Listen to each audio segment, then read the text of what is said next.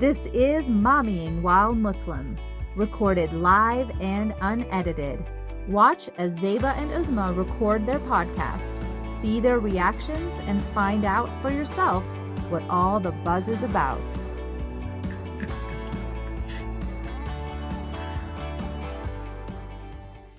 Assalamu alaikum, everyone.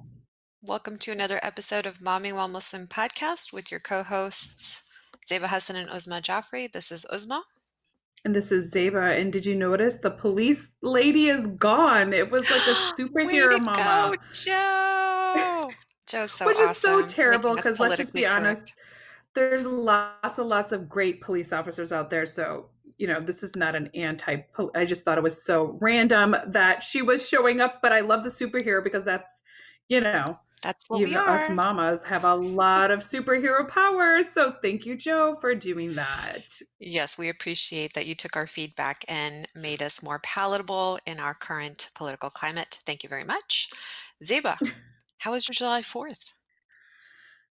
We didn't really do anything. Sadly, we are, the truth of the matter is, my husband, I love him to death, but he is a little bit more fearful of Corona than probably a lot of people. So we have kind of reined even everything in a little bit more because his philosophy is, and rightly so, he's like, there are lots of people are going out for like these 4th of July celebrations and this and that. There's no social distancing. That's just going to inevitably show up by us. And quite frankly, we are directly impacted. We know a lot of people that have had deaths in their family, they're intermediate and extended. So for us, it's a very real phenomenon. So that having been said, we are staying close to home for the inevitable future. So our 4th of July was pretty much watching the fireworks on other people's Facebook feeds, because quite frankly, we did not watch it even on cable and live.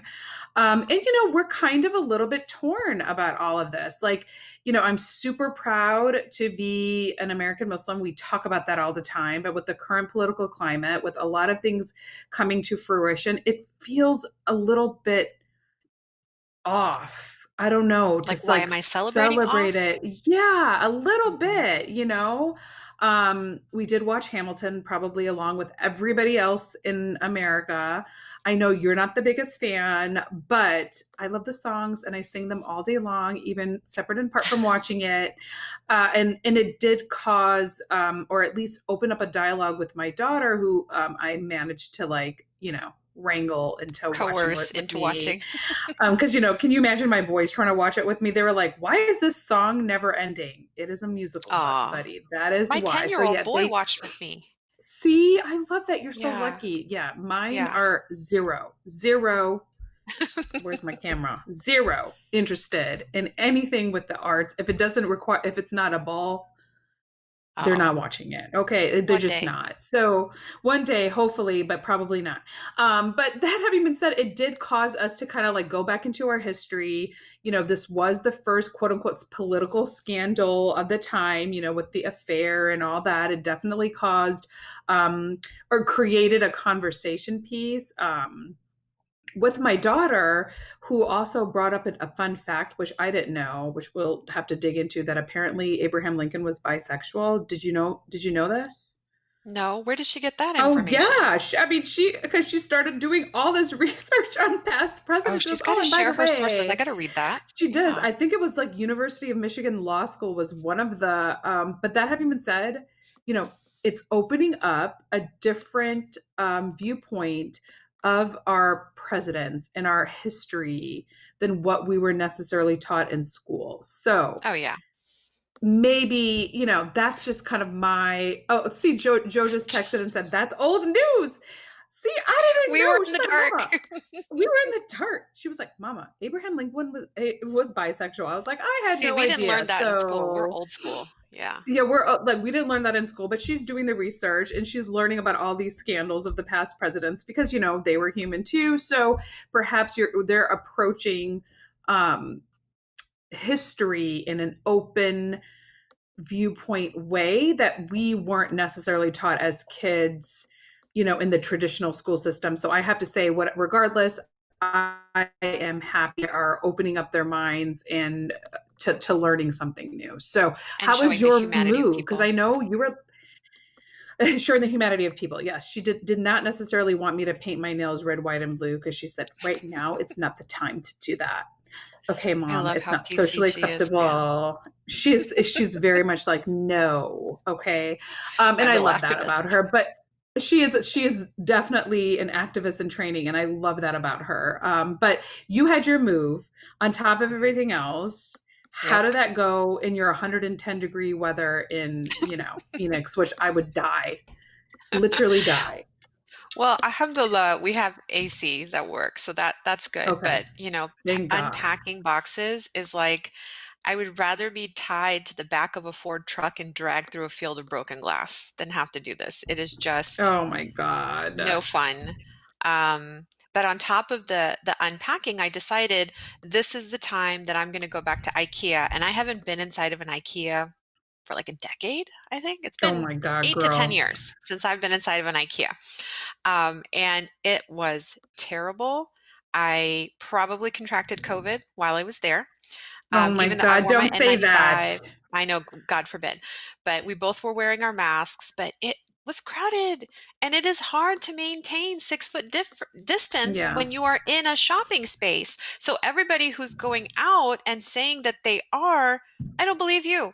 I haven't been inside of a store in some time now, except for Home Depots and Lowe's, and it's very easy to Mm-mm. maintain distance in those places Yeah, because because it's they're really huge. not that full. And they have the tape on the ground to tell you what's 6 foot.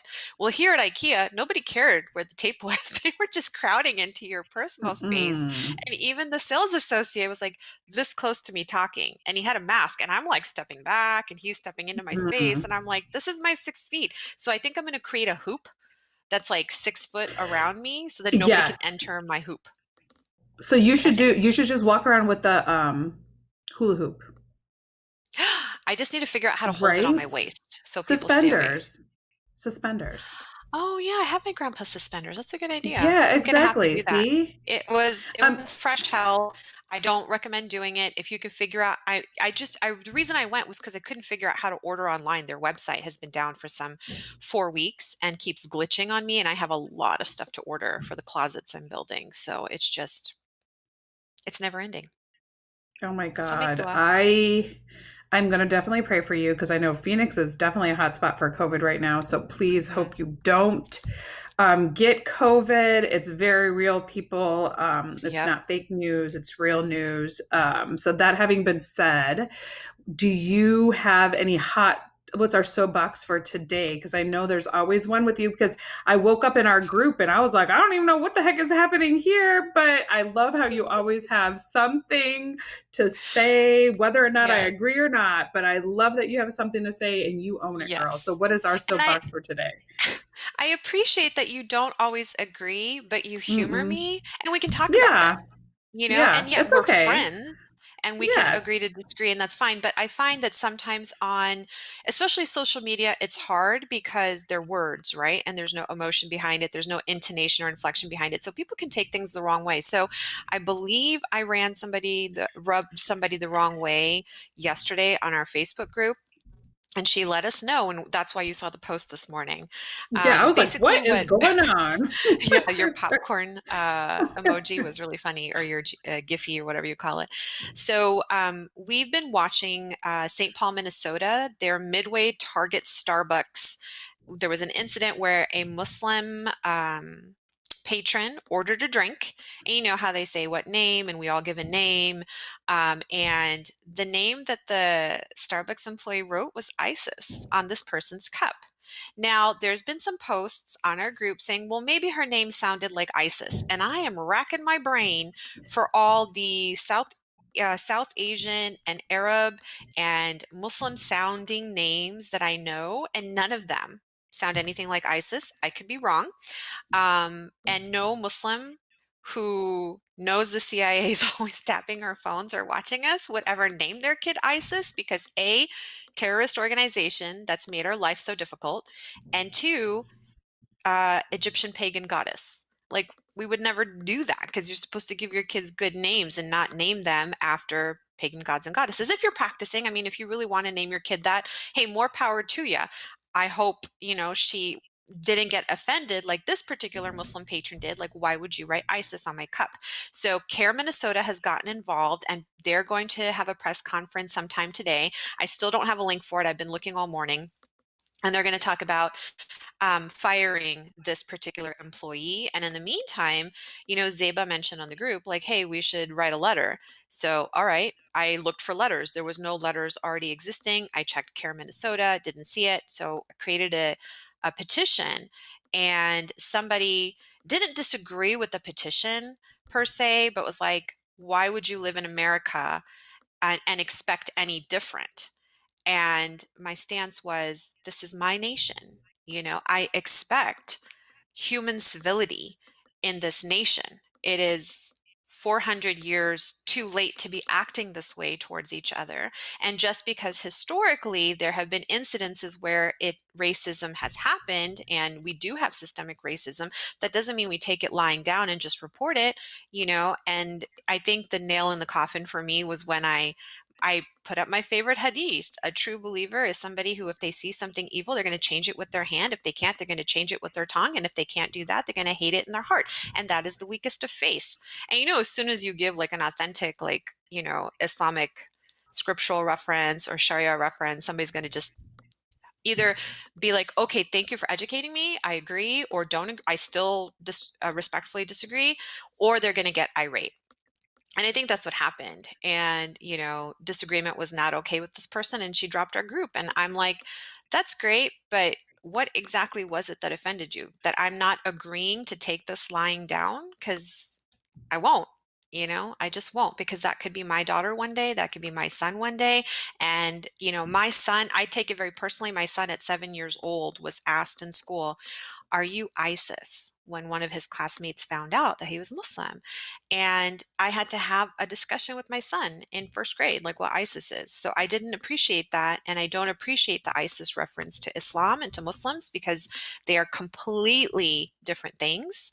And I wanted to make it known, and our Facebook group, our Facebook page is always open for debate, always open for disagreement. We do not expect people to agree with us 100%, but we do expect that people can conduct themselves as adults and exchange ideas and exchange disagreements as adult women who are raising human beings, and inshallah, good Muslims. That's my soapbox for today. I mean, all I know is that because we're 3 hours behind, I always wake up and I'm like, oh my God, what is Uzma doing now?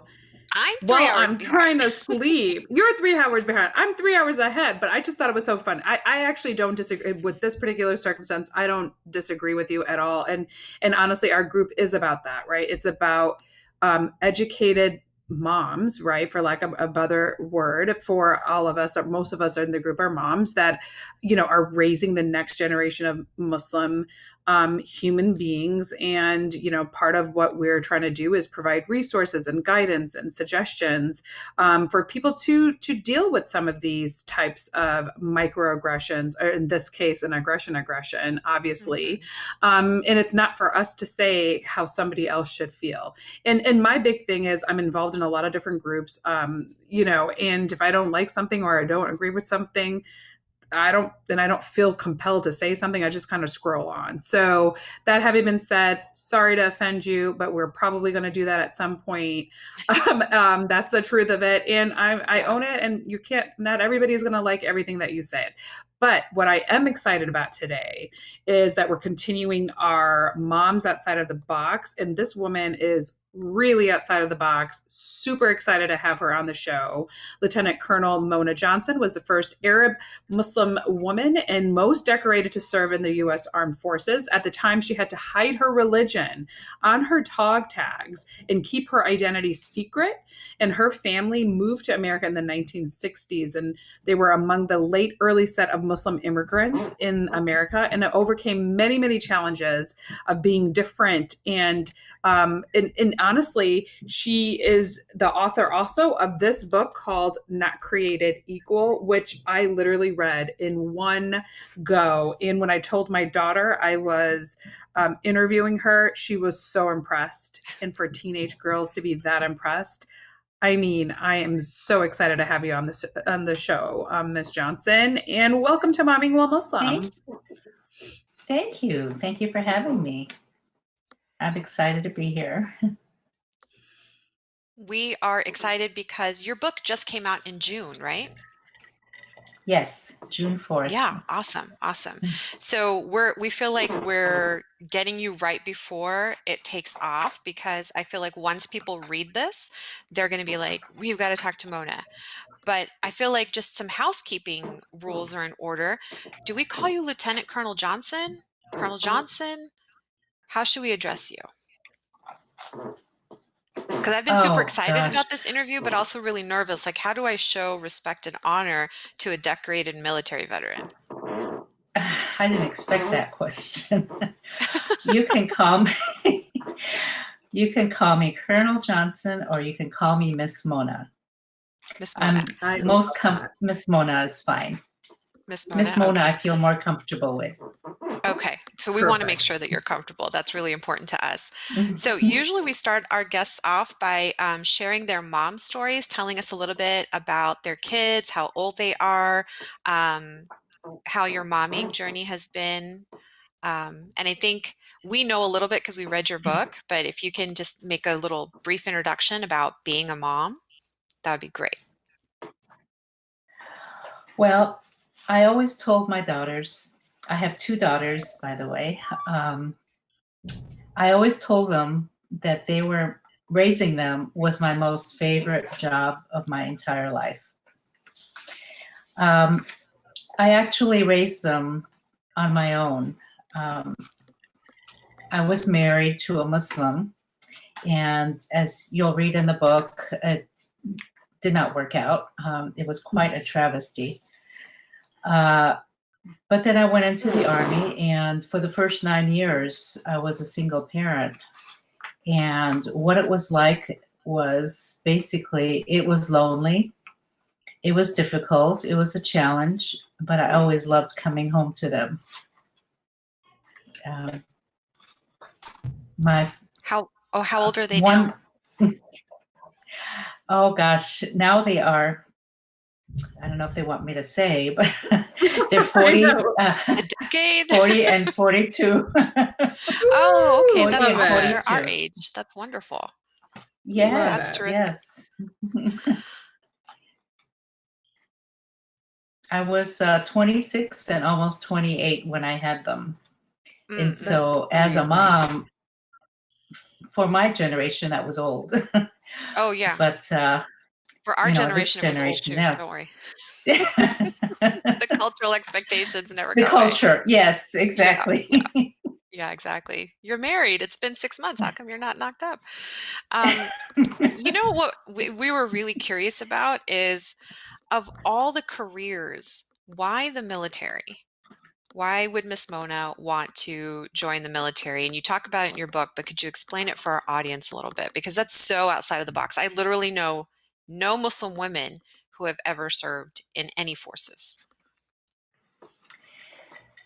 Well, it's twofold. I had aspirations of being a pilot. I had an uncle who was a pilot for Egyptian Air, and tragically his plane crashed, and I wanted to be like him, but in those days that wasn't open to me. Then years later, after establishing a career in nursing, I thought, well, I'd like to be an Air Force nurse. And before I knew it, I was married, and my husband did not want me to do that. And I was very subservient. In many ways I was. In other ways I was rebellious. But no, he did not want me to do that. So I axed that career. And then once I was divorced, thought, well, should I or shouldn't I start now? And by that time, I was almost 30. At the same time, my father had been working with the U.S. military for several years. He taught Arabic at the Defense Language Institute in Monterey, California. And he knew what the life of military people were, officers versus enlisted. And since I was a college graduate, I would be able to get a direct commission as an officer. And I had already graduated from college and had my bachelor's degree in nursing. So I explored the fact of going into the military. The Army was quicker than the Air Force in responding to my requests. And so I went into the Army and started a new life. And at that time, was it still not possible for females to be Air Force pilots? Is that true? Because I think it's changed since then. Oh, yes. Oh, yes. Many things have changed. Yes. But that wasn't the fact that I didn't go into the Air Force because of that, is because they just didn't respond to my requests as quickly. And I wanted to, it was right after my divorce, I wanted to start a new career, a new life for my daughters and I as quickly as I could, because it was, like I said, it was a tragedy, my marriage. I wanted something new. And for me, that was an adventure. And, you know, sometimes they say ignorance is bliss. And when we're young, we think that we think we know everything. And I thought, well, you know, the Army will be it'll be adventurous, but I had no idea what the dangers could be or the risks I was taking until I got in. But well, thanks it for worked out. So Miss Mona, like you kind of are alluding to the travesty is the word that you're using, of your prior marriage to a Muslim man. Yes. Do you want us to talk about or touch on the fact that you were involved in a domestically abusive relationship, and very controlling relationship?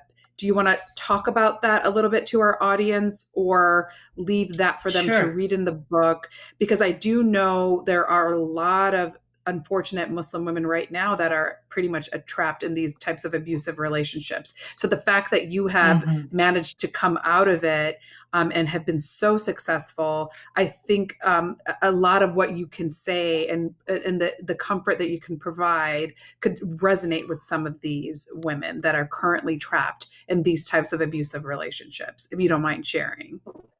Absolutely. Well, my marriage was not arranged, so to speak, but it was. I know that sounds like an oxymoron, but I was always told that I had to marry a Muslim man. More so directly by my mother than my father, but it was assumed that I would. Back in those days, and we're talking about the 60s and the early 70s, there weren't very many Muslim men. We were living in California at the time. And the few that were married and came with their wives. And so I was introduced through family friends, mutual family friends, to a person who was going to Berkeley. I was going to San Francisco State University at the time. And he was at Berkeley, and I was introduced to him, and he happened to be from Egypt, and he happened to be Muslim. And I thought, well, here's my chance. And my mother chose it for me, so maybe that's a good choice. Wrong answer.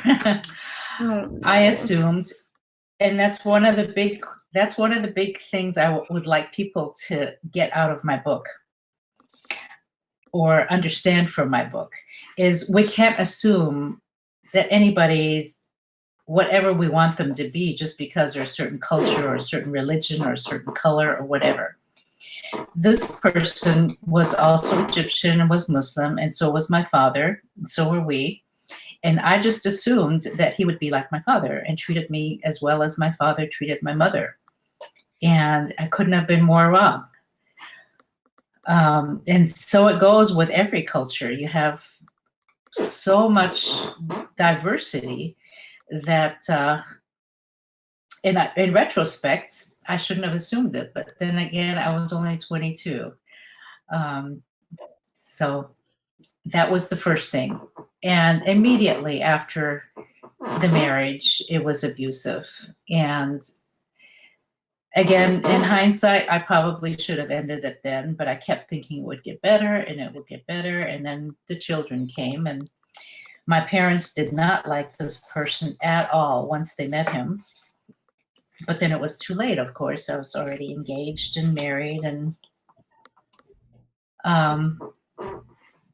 nowadays, it doesn't seem unusual for young people to live together before they get married. Especially when they're engaged. But in my family, that was a big, absolute no. And that was another reason why I felt like I needed to marry this person. And it was abusive. And I let it go, and I felt shame. I felt just felt very, very low emotions because I let this happen to me. And I didn't know how to get out of it until finally I made the decision when my oldest daughter, started to behave the way he did. Oh my God. And you'll see that in the prologue. Yeah. Then I just looked in the mirror and said, am I going to raise children who are going to view their mother like this? And my answer to myself was no. Yeah.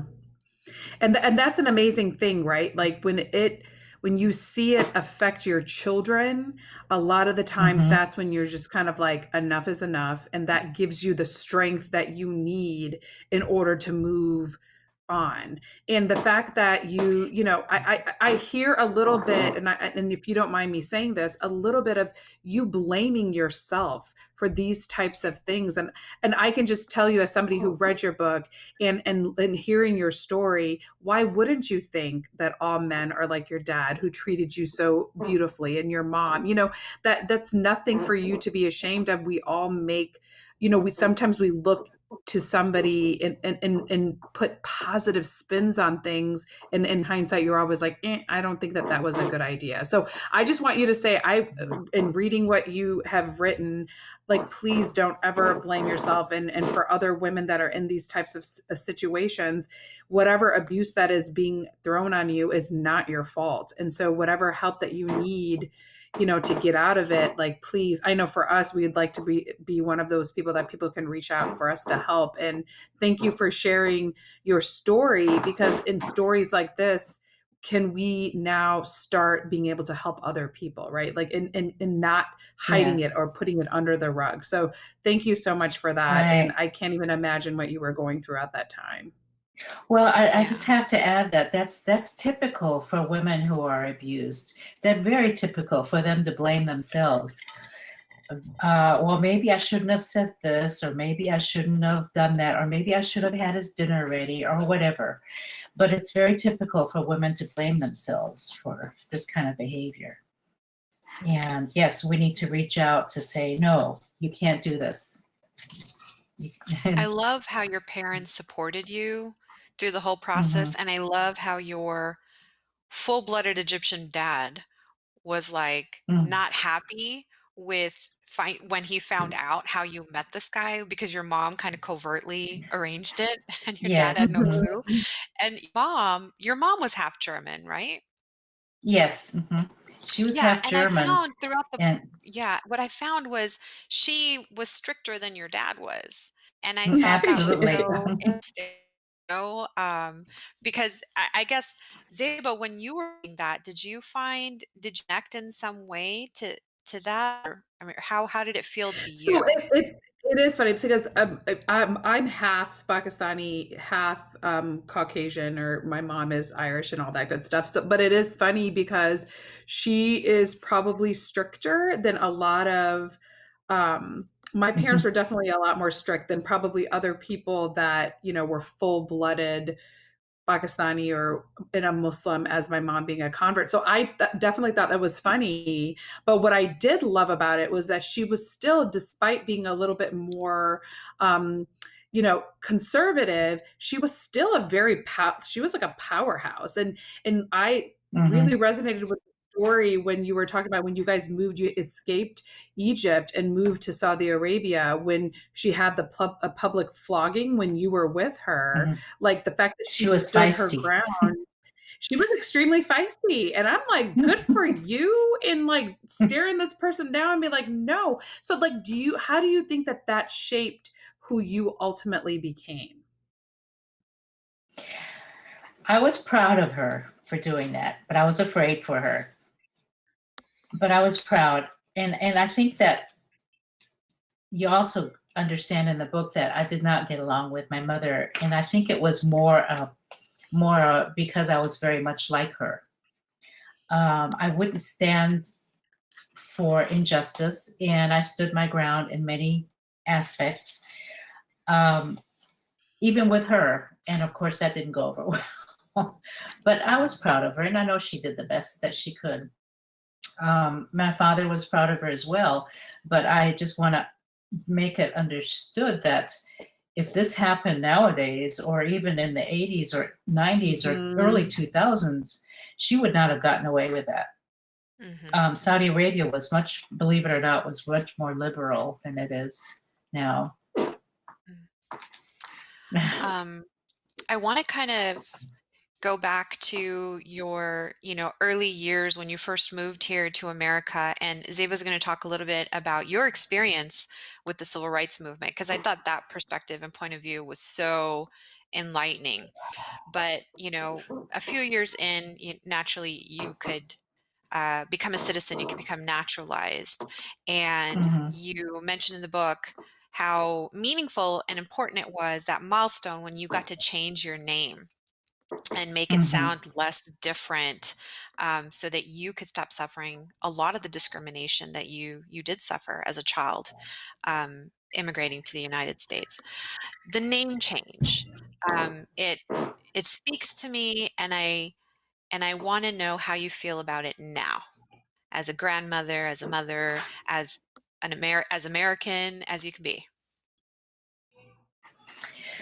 Now, in today's climate, of course, was so much different than back then. But I basically feel like my heritage and my culture was robbed from me just to be an American. Of course, I'm speaking as an older person now, and in a time period where younger generations can enjoy being American as well as their own cultural heritage. We couldn't. And even after we changed our name, when people realized where we came from or our heritage, it was the same old story. So we just, say it's shameful, really, to have people feel like they have to hide their culture or who they are just to fit in a society, because if they didn't, they would not belong, or would not made to feel like they belonged. Yeah. I remember you talking about how excited you were with the name change, and I just had this sinking feeling in my stomach, like, she gave up her last name, and first of all, it was pretty into the book before that happens. And I was like, wait a minute, the boys changed their first names. Did she change her first name too? And then I looked back, I was like, no, it must have been, you were born Mona, right? Right. I dropped my Right. middle Okay. name, though. Yeah. It's your middle My name? mother and I, pardon me? Mona is your middle name? No, Mona is my first name. I dropped my middle name. So Mona Johnson is my name now. I But had you a were middle born? name. Okay. What Mona was your born Gulnar name? Mona Gulnar Sa. Okay. And then your last name was Sakar. Yeah, Sa. You pronounce it Sa. Excuse me. In Arabic, I think that means like hawk Mm-mm. or eagle or something like that. But yes, and part of the reason why we changed it also is because people would say sucker, fucker, excuse my language. Yes, But yeah. yes, Trust me, we've heard it. Yes, we've Yeah. all been there, done that, sadly. Yeah.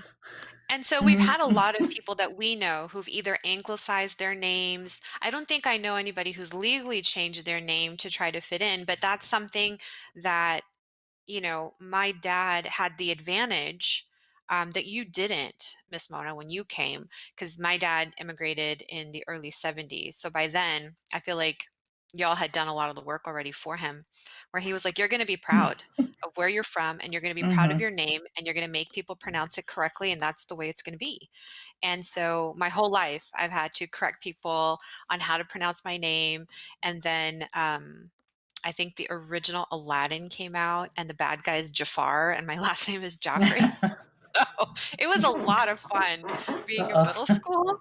But what was kind of what made me, when I was reading your story and about the name change, I was like, oh, well, epithets like sand nigger, they existed back in the 60s too. And, I felt like Yeah. that was a result of Desert Storm. So I was like, oh, okay. No. So their parents and grandparents taught them this. Okay, that makes me feel better. This wasn't coming originally from children to another child. They were taught Yeah. hate, because And I camel firmly rider. believe that hate Mhm. has to be taught.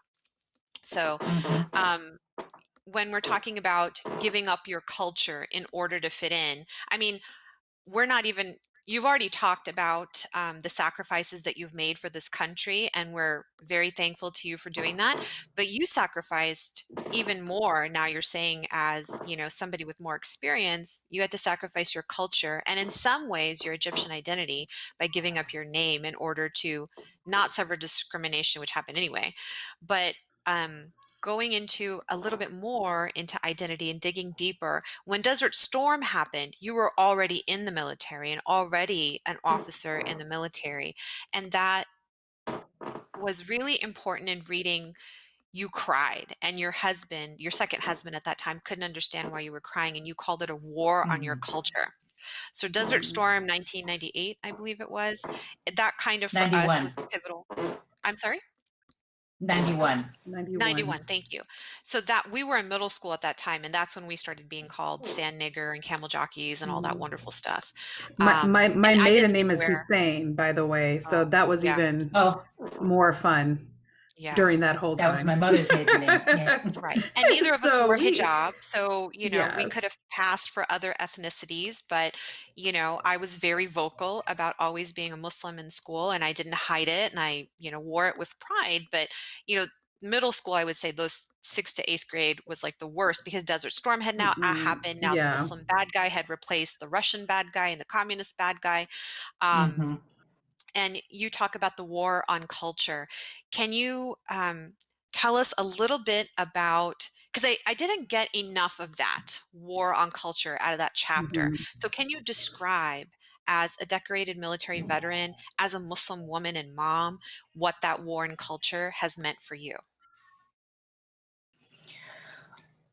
Oh gosh, it was confusion. Um, what, where do I stand in all this? It was like my worst nightmare come true. That I would be in the U.S. military fighting an entity or a culture or a country of my heritage, and what would happen if I was asked to actually land there, and seeing the bombs fall on the Baghdad was, oh my God, it's indescribable, and nobody understood. I couldn't talk about it to my army colleagues, and my new husband at the time. We were married just less than a year. He didn't understand why I was crying. He was safe. We were safe. It wasn't going to affect us, even though he knew I was Muslim. And he was Catholic, by the way. But it was like a double double-edged sword, I should say. I knew my allegiance to the U.S. I raised my hand, and I would never, ever cross that. But then how do I reconcile that with the people on the ground that were being bombed? It was just, it was a very lonely place. Very lonely.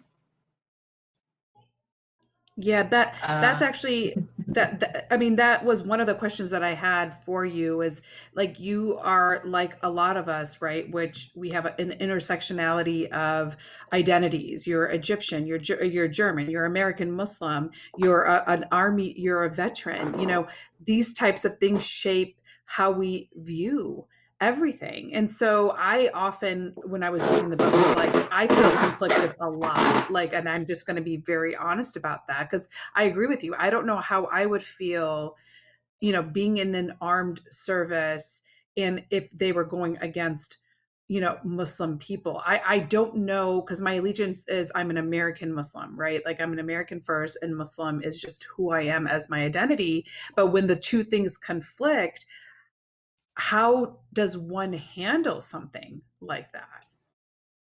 So how did you cope during this time? A lot of prayer, a lot of searching my soul, questioning how would I do this, and always staying true to myself. I will bring no harm to anyone.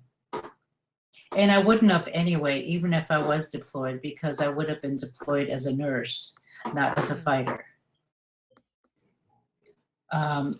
So it's a lot of prayer and asking for guidance from God, Allah, to do the right thing, to help me decide on doing the right thing.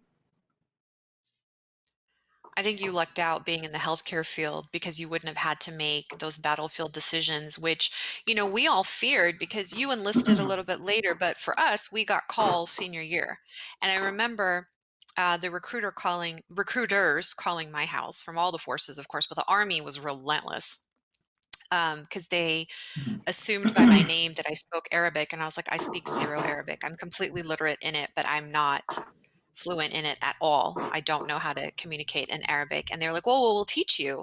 And I'm the opposite of Zeba, where I feel like I am a Muslim first and an American second, because I feel like nationalism has destroyed humanity. So I will do that second to my faith.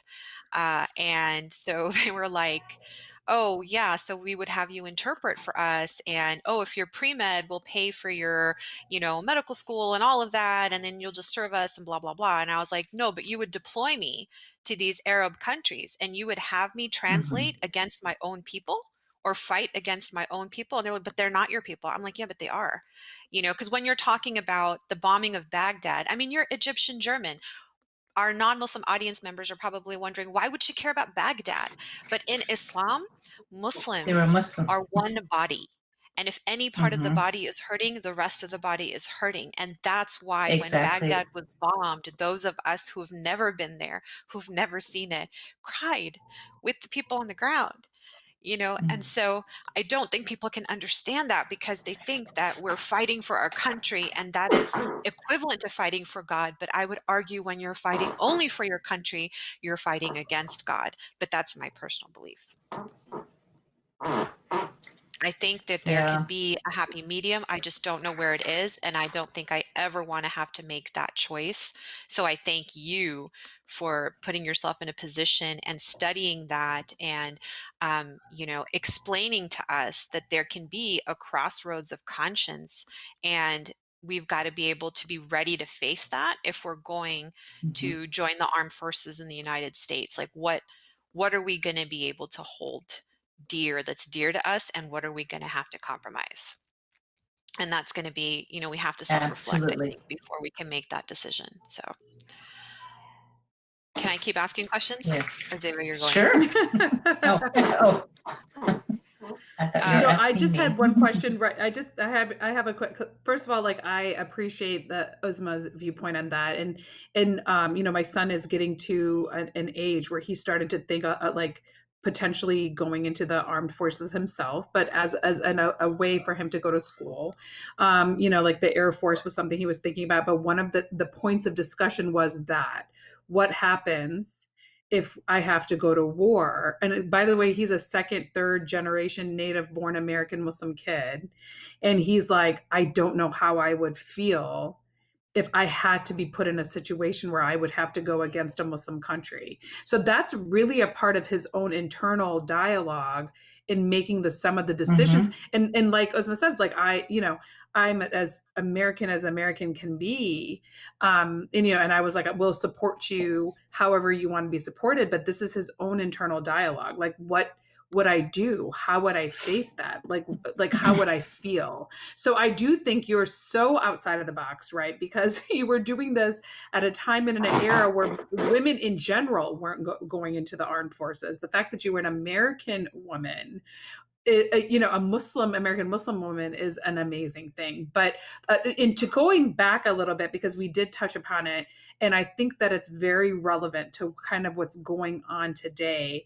You were here at the beginning of like the civil rights movement, like as a non-white person of color who, like you described, I didn't even speak a word of English. I would just kind of nod my head and like randomly say words in the hopes that people would kind of understand me. But being brought to America at a time of such civil unrest, and we're feeling some of that right now. How do you see the commonalities between that time period and potentially this time period? And how did that affect you as a non-Black person of color going through the beginnings of the civil rights movement? Absolutely. There's a direct comparison. The biggest difference, these things have happened ever since we came to America. That's all I can only speak for since 1960. The biggest difference now is everybody has a camera. And this kind of behavior will not be tolerated, and you can't hide your nefarious speech or behavior, because it's going to be filmed and it's going to be shared with the world. But let me reassure you, this is nothing new. It happened in my family. I guess I'm saying reassuring, meaning make no mistake about it, I guess. It's happened to my family, it's happened to me, it's happened to people we know. And even though we weren't Black, we were dark. They say you get lighter as you get older. And that's primarily because we were out in the sun more when we were children. But we were not accepted by white people. But a handful, and those handfuls, of course, I mentioned in the book. We were relatively in good terms with people of color, though. However, they were not accepted as well. And in many communities we were in, there weren't any in the beginning until, segregation ended and integration began. And slowly but surely, the neighborhoods changed, the schools changed, but people's hearts didn't. And it was a distinction, without a doubt, that people have passed that down through the generations and continue to do so. I'm just going to skip over to one thing because it's on my mind, if that's okay. Oh, I'd love that. Towards the end of the book, in my epilogue, I mentioned a situation during the 2016 Democratic Convention about the Army captain's family that was insulted, so to speak, by a certain by a certain person. And when I saw that and when I heard that from my living room, I was irate. I felt like he was talking to me. This Captain Humayun was me, essentially. I served. I came from the Middle East. I'm a Muslim. I served proudly. I did my duty. And then there's somebody that has the audacity to speak to someone like that. I immediately wrote to President Obama, and without ever expecting an answer, I wrote from my heart. It was a 2-page letter, and I addressed my concerns. I gave him a brief history of my family and I. And lo and behold, I did receive an answer, and my book has the details of how that came about. And it's I have a copy of the letter in the book, and it was so reassuring and such a loving letter. And he spoke to me. It wasn't a form letter, but it made me feel like there is hope out there. There is hope. Now here we are 4 years later, and I don't know. Oh, I just have to say, I'm disconcerted. I don't want to be negative, but I hope and pray for the newer generations that things will get better. And Are we the on the only right thing we track, can do though? is the best we can. Yeah. Are we? I hope. November's coming up. Yes. Yeah. Very Well, important. based on what you're seeing people. on the streets right now, and the not to I see, I don't know. In my mind, the civil rights movement of the 60s and 60s is so huge, and is this very, because the textbooks describe it differently. It sounds so much bigger than what we're doing now. And my fear is that us taking to the streets, you know, in honor of what our predecessors did in the 60s, is it enough? Is there something else that we need to do? Do you feel like the marching on the streets is the same marching you saw in the 60s, or is there something that we could do better? Oh, there's many things we can do better. For one thing, we have this mass communication. Mm. We have social networking. Everybody knows what you're doing on the other side of the world. And that of course, didn't happen back then. Was it effective back then? Yes, it was in many ways. Can we do better? I already see that we can. A lot of statues are being taken down. Mm-hmm. I think we're moving in the right direction. But it takes a village, as Hillary used to say. It takes a village. Mm-hmm. And we mustn't let the hatred dominate over inclusiveness.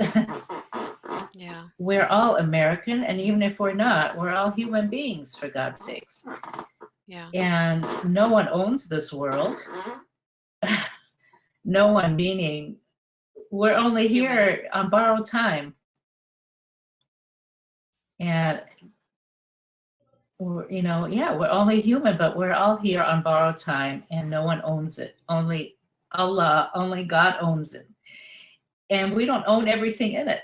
And some people think that they do. And we mustn't let that kind of thinking overtake inclusiveness. Like you said, remember in November. Yes. In terms of the timeliness of this conversation and your appearance here, I'm originally from Houston, Texas. And, you mentioned this in the book about sexual harassment in the military. And I wanted you to talk to us a little bit about the murder of posthumously recognized specialist Vanessa Guillen. I think I'm pronouncing her name correctly. But you talked about it and how it happens in the Army. And this was also somebody who dreamed since she was a little girl of serving in the military. And I want you to talk about the military's reaction to her disappearance and murder, and this kind of conduct in the military.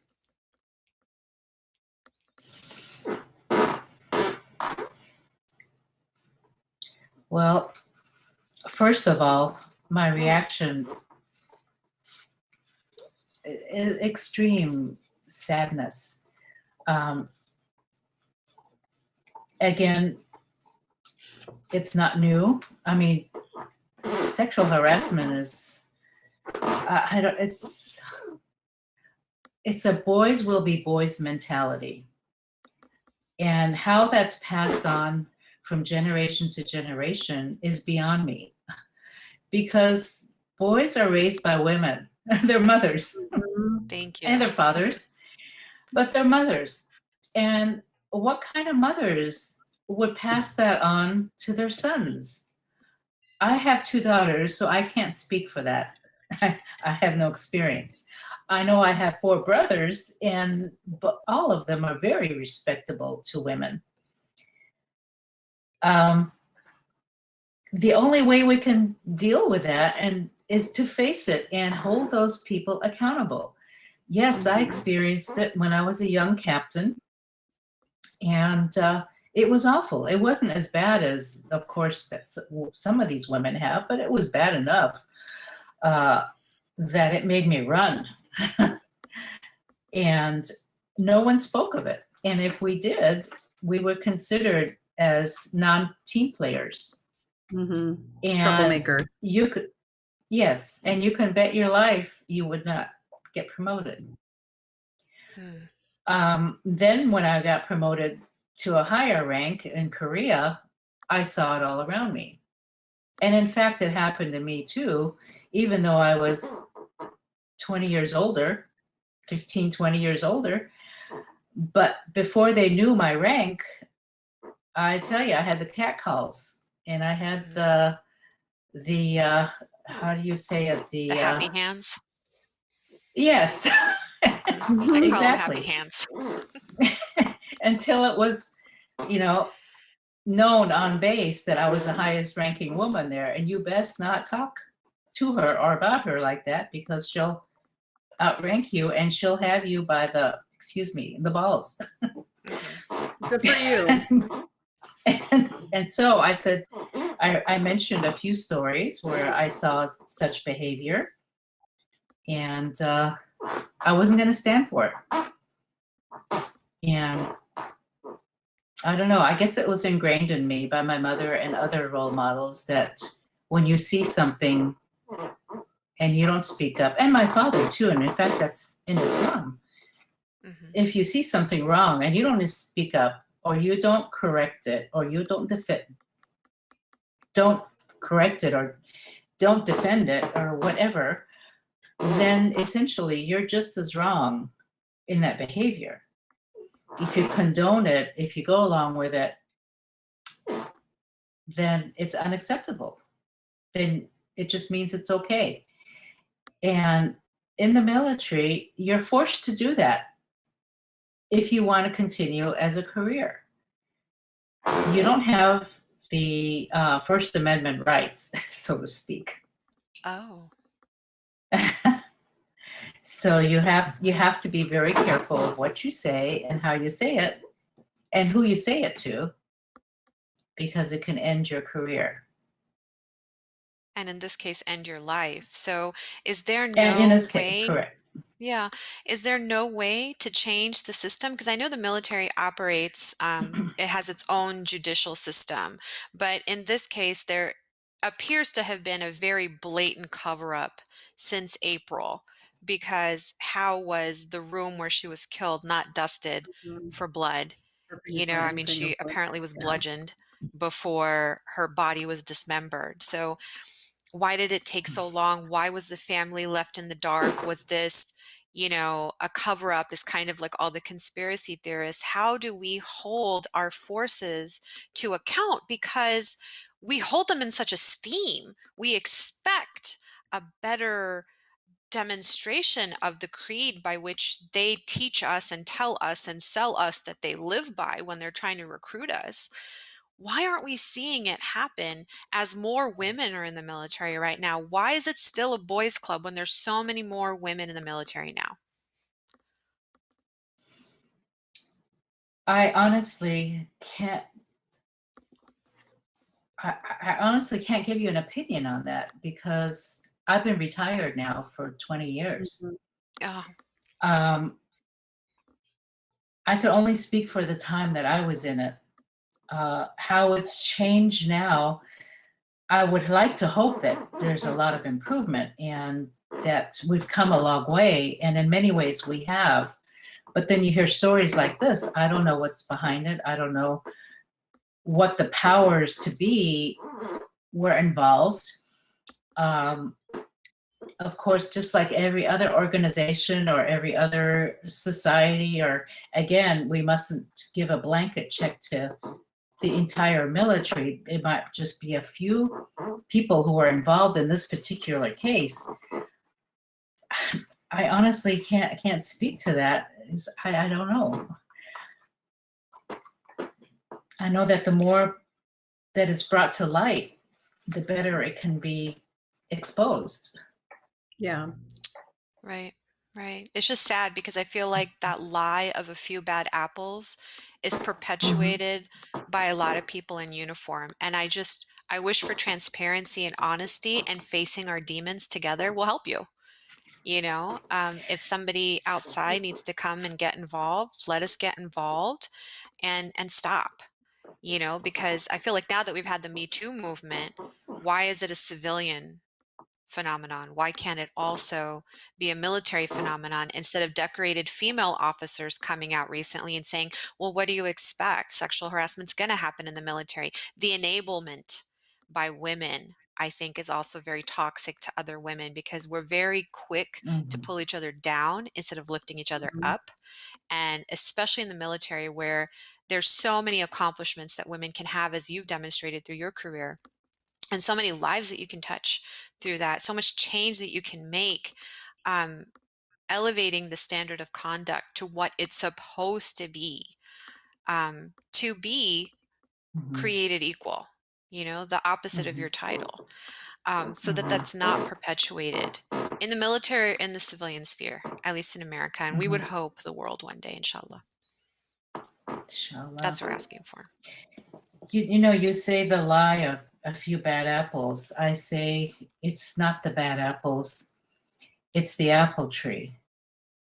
And Hmm. that saying, the apple doesn't fall far from the tree.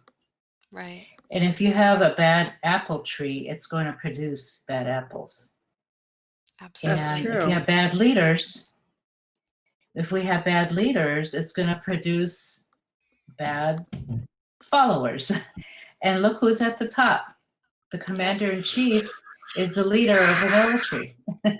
Hmm. Yes. Yeah. I stopped eating apples She's like, no more apples. No, like 3 that's years all ago. great. And the reality of the situation is, as much as we'd like to solve all the world problems in an hour-long podcast, it's likely not going to happen. But for those women, Miss Muna, or men, or American Muslim kids that are possibly thinking about joining the military, with your gift of hindsight, do you have any advice for them, or anything that they should be looking out for before making those types of decisions? That's a good question. It is a very good question. um, I think you should always follow your conscience. Um, if you truly want to serve, and it was a satisfying career for me, very satisfying. And of course, again, I have to say it was a different era. But if you truly want to serve, you need to follow your conscience and really search deep inside of why do you want to serve? Where are your loyalties? And how do you want to serve? Yes, loyalties, of course, would be with our country, the United States of America. But I go one step beyond, and my loyalty is for humanity. Hmm. If doing something for our country is wrong for humanity, I'm not going to do it. Hmm. Good So for it you. I depends love on what, if they want to join the military, there are many branches that you can join without causing harm to humanity, like medical corps, dental corps, veterinary corps, judge advocate general, and so on. It doesn't have to be infantry or air assault or what have you for destruction. Or the nurse Because there's corps. certainly many opportunities in the military that our kids can benefit from. It's just like you're Exactly. saying, look for the opportunities that are, am I hearing non-combat? Yes, you are. Mhm. I would not have gone in if I had to do combat. Mhm. It's Because you had your against daughters my and you were, grain. yeah. Well, yeah, I still had the right. I had to write them off, so to speak. It's called a care plan, family care plan, Mhm. because you can always, even though you're not combat, you can always find yourself in a combat situation. Mhm. But I wouldn't go in to kill, and I'm hoping that I could live long enough for the day to see that we have a Department of Peace, rather a Department of the military department. Department of Defense, rather. Mhm. So rather than defending ourselves, maybe if we made peace with people, that would be a bigger defense. I know that sounds mushy, but I think we Not can to us, we gather more cry bees with regularly on honey. the show, so that's not mushy at all. I think a Department of Peace makes so much more sense than the sixth military branch, the Space Force right now, which I don't know if Yes. you're watching it on Netflix, but I am it's a parody of the Space Force, and Yeah. it's hilarious. I'll have Hilarious to stuff. tune in. I haven't seen it. Oh my gosh. As a veteran, I think you'll either love it or hate it. Like as a civilian, I absolutely love it. I have a feeling I'm going to love it. Yeah, yeah, I think you might, just given what you're sharing with us today. So, did you have any final thoughts before I talk a little bit about your book?